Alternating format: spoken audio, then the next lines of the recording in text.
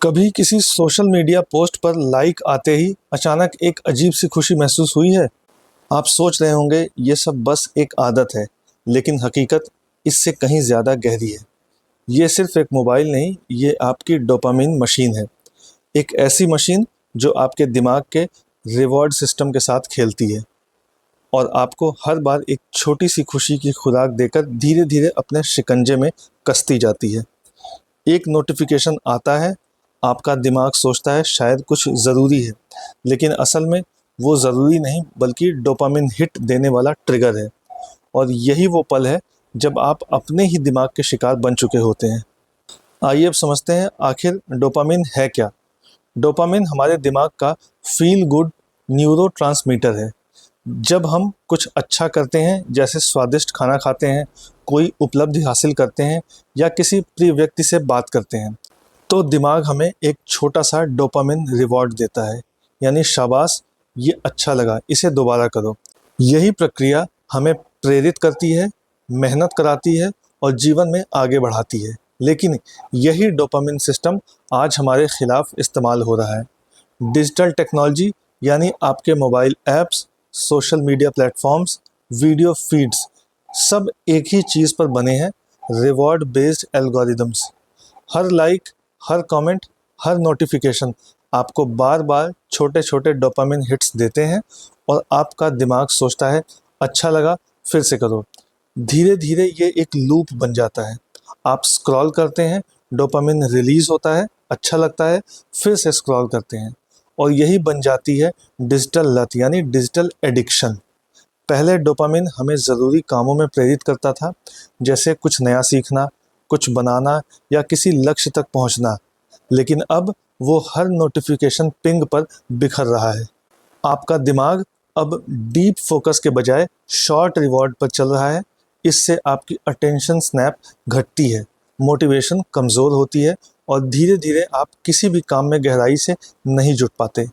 अब समझिए, जब आप लगातार डोपामिन हिट्स लेते हैं तो दिमाग में डिसेंसिटाइजेशन शुरू होती है, यानी दिमाग अब उतनी मात्रा में खुशी महसूस नहीं करता जितनी पहले करता था।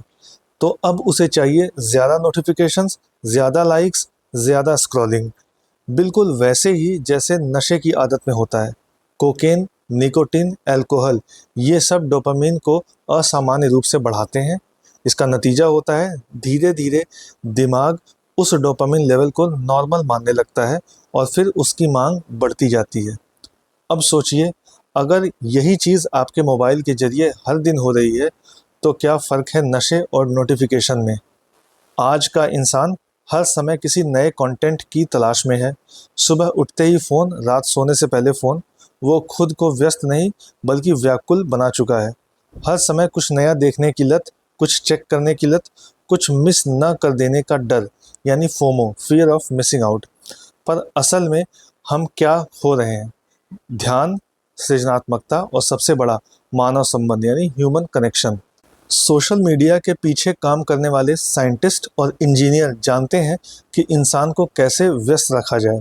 उनके एल्गोरिदम आपके व्यवहार का अध्ययन करते हैं, आपकी पसंद नापसंद सीखते हैं और फिर आपको वही दिखाते हैं जो आपके दिमाग को सबसे ज़्यादा डोपामिन देगा। हर स्वाइप, हर स्क्रॉल, हर क्लिक एक साइकोलॉजिकल एक्सपेरिमेंट है जिसका उद्देश्य है आपका समय और ध्यान खरीद लेना। लेकिन इसका मतलब ये नहीं कि टेक्नोलॉजी दुश्मन है। असल में टेक्नोलॉजी तो सिर्फ एक औजार है जिसे सही दिशा में इस्तेमाल करने की ज़रूरत है। हमें डोपामिन डाइट पर जाना होगा। जैसे हम शरीर के लिए डाइट करते हैं, वैसे ही दिमाग के लिए भी। नोटिफिकेशन बंद करें, अनावश्यक ऐप्स डिलीट करें, डोपामिन फास्टिंग करें, यानी कुछ घंटे बिना स्क्रीन के बिताएं और सबसे अहम, संतुलन बनाना सीखें। जब हम खुद तय करेंगे कि कौन सी चीज़ हमें खुशी देनी चाहिए, तब हम टेक्नोलॉजी के गुलाम नहीं बल्कि मालिक बनेंगे। डोपामिन बुरा नहीं है, लेकिन जब इसका इस्तेमाल किसी और के फ़ायदे के लिए होने लगे तो हमें जाग जाना चाहिए, क्योंकि जो हमारे दिमाग को रिवॉर्ड दे रहा है वही धीरे धीरे हमें कंट्रोल कर रहा है। वीडियो अगर अच्छा लगा तो लाइक, शेयर और कमेंट करें। इसी तरह के और भी अपडेट्स जानने के लिए सब्सक्राइब करें एजलेसनेस।